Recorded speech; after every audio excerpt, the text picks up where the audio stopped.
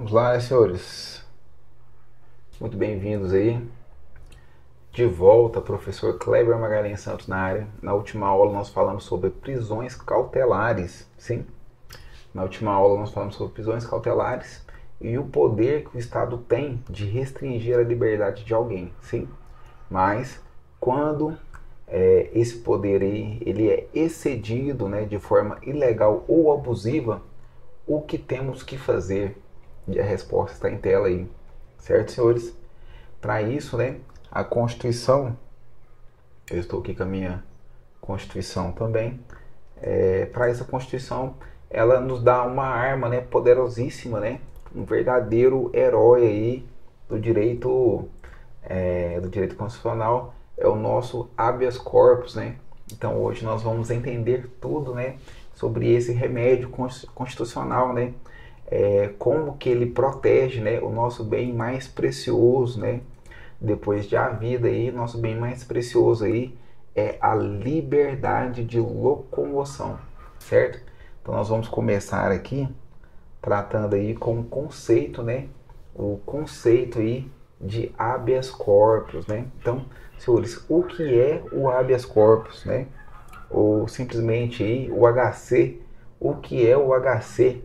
Então, em tela aqui temos aqui um conceito aqui rápido, né? Um remédio constitucional que protege o direito de locomoção contra ilegalidade ou abuso de poder, certo?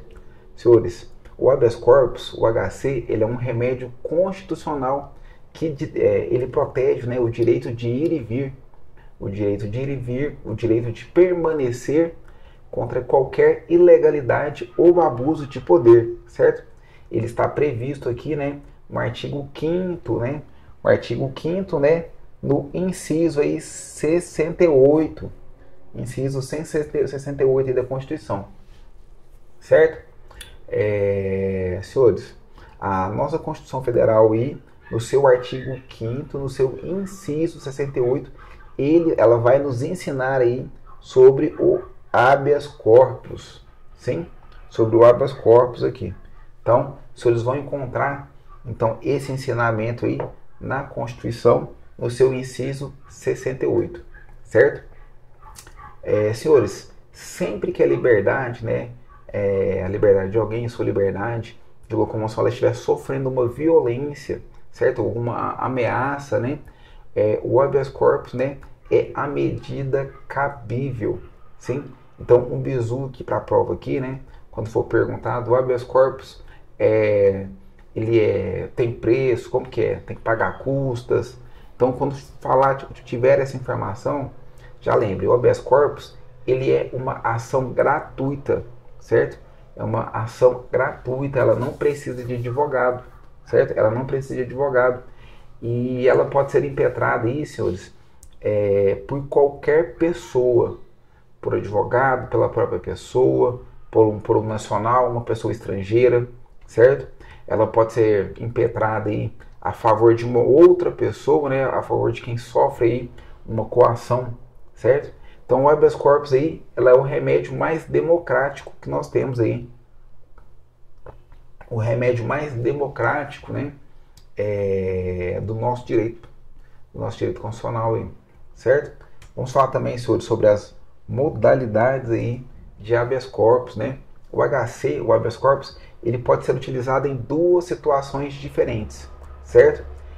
O que gera aí essas duas modalidades, né?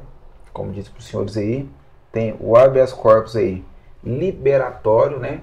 E o habeas corpus aí preventivo. Ficou muito feio aqui a minha... então vamos aqui. Liberatório e preventivo, sim? Vamos falar de cada um deles aí, certo? Sobre o habeas corpus liberatório, ou o habeas corpus repressivo, né? Deixei aqui, repressivo, né? Habeas corpus aí, liberatório ou repressivo.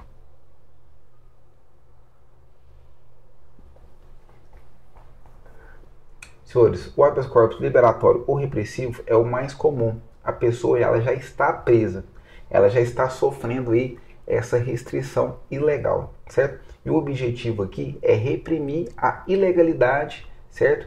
E conseguir aí um alvará de soltura, certo? Um alvará de soltura. Já o habeas corpus aí preventivo, o habeas corpus preventivo nesse caso, a pessoa ainda não está presa. Então, nesse caso, a pessoa não está presa, mas existe uma ameaça real e concreta, né? Que isso vai acontecer. Mas de forma ilegal. O objetivo é conseguir um salvo-conduto, certo? Para que a prisão ela não seja efetivada, certo? Então, aí é um salvo-conduto para que a prisão ela não aconteça. Então vamos dar um exemplo prático aqui. Se a polícia prende alguém sem um mandado judicial, certo? E fora das hipóteses ali de flagrante, como a gente tratou na aula anterior. Então aí vai caber aí um habeas corpus liberatório, um habeas corpus repressivo, sim? Se um juiz ele ameaça prender uma testemunha que vai exercer o direito ao silêncio, por exemplo, então o juiz ali está ameaçando prender a testemunha que vai exercer o direito ao silêncio.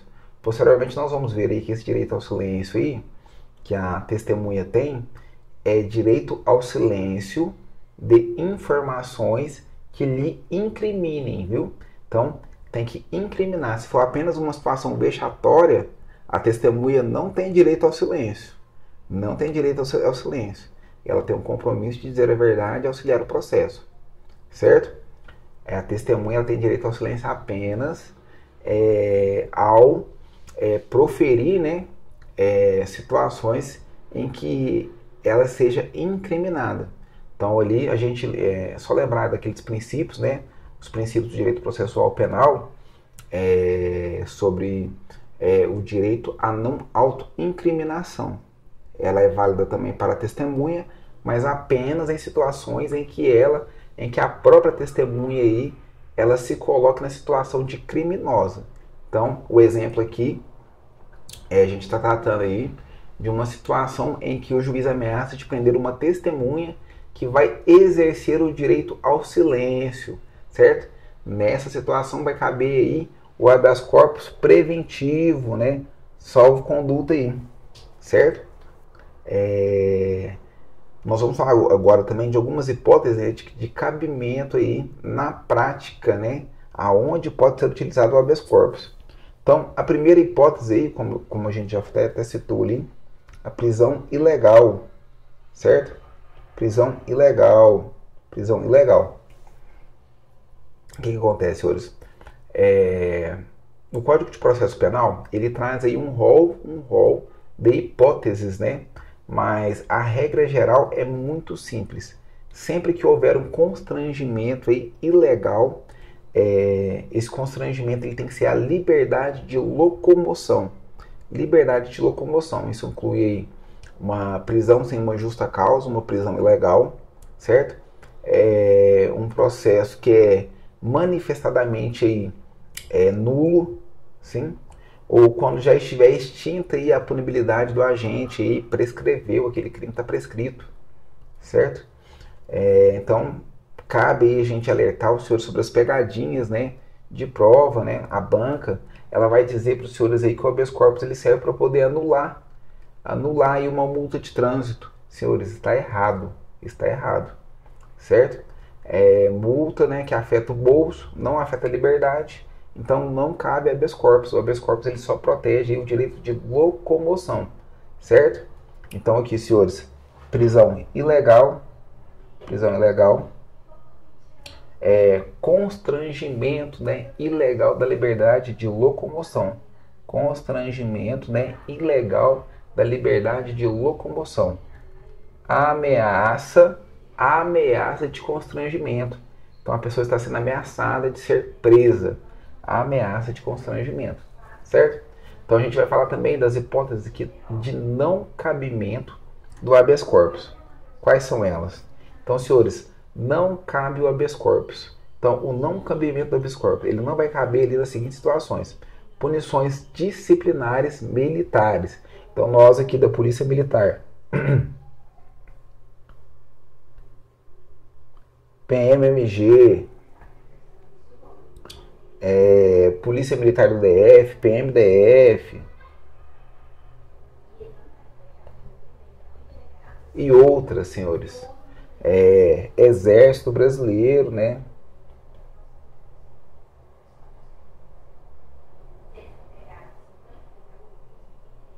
Exército Brasileiro, Aeronáutica, senhores, instituições militares, certo? Punições disciplinares militares não cabe habeas corpus, sim? Vamos ter atenção aqui.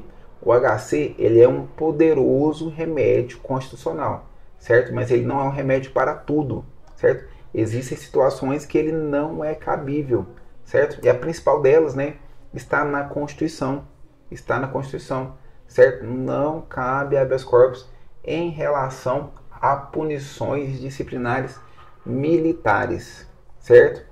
Polícia Civil do DF, vai caber? Vai caber. Polícia Civil de Minas Gerais, cabe? Cabe. Senhores, policiais penais aí, cabe habeas corpus, certo? Então, um exemplo prático, esse um militar do exército, ele é punido, né, com uma prisão disciplinar, certo? Descumprimento de ordem, ele não pode impetrar aí o habeas corpus, né, para poder discutir esse mérito da punição, certo? Então, bizu aí. Existem aí, senhores, a súmula 693, né? Súmulas 693 do STF, entendeu? Senhores, essa súmula, ela diz o quê? Não cabe aí habeas corpus aí contra decisão condenatória a pena de multa. Então, multa de trânsito, não cabe, não cabe. Infração de trânsito, não cabe, senhores, certo? Uma infração penal que a pena seja uma multa. Então, ali, cometeu ali um ato aí infracional ali, senhores, a pena de multa.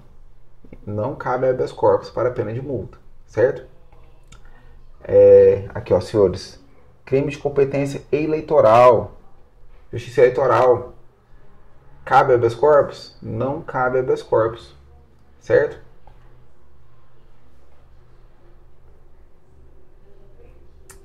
O que a gente pode tratar aqui também? Aqui a gente vai falar sobre sistemas processuais, né?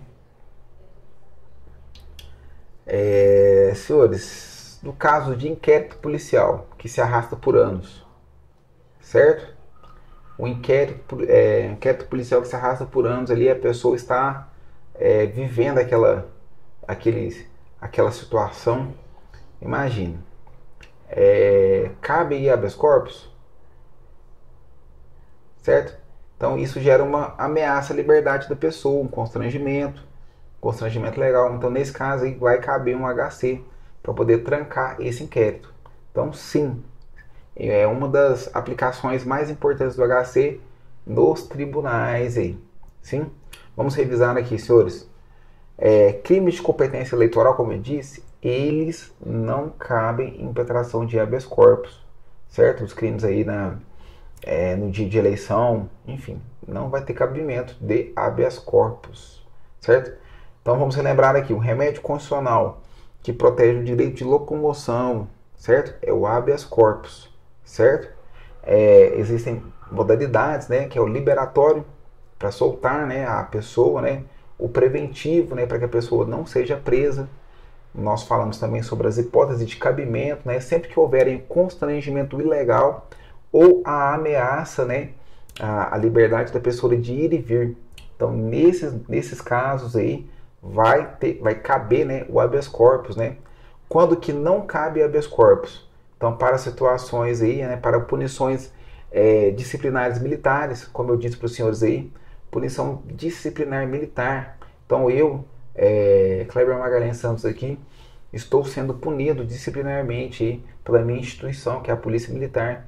Nesse caso, vou poder impetrar aí um habeas corpus? Eu não posso impetrar um habeas corpus. Esse não é o remédio para a minha situação hipotética aí, certo?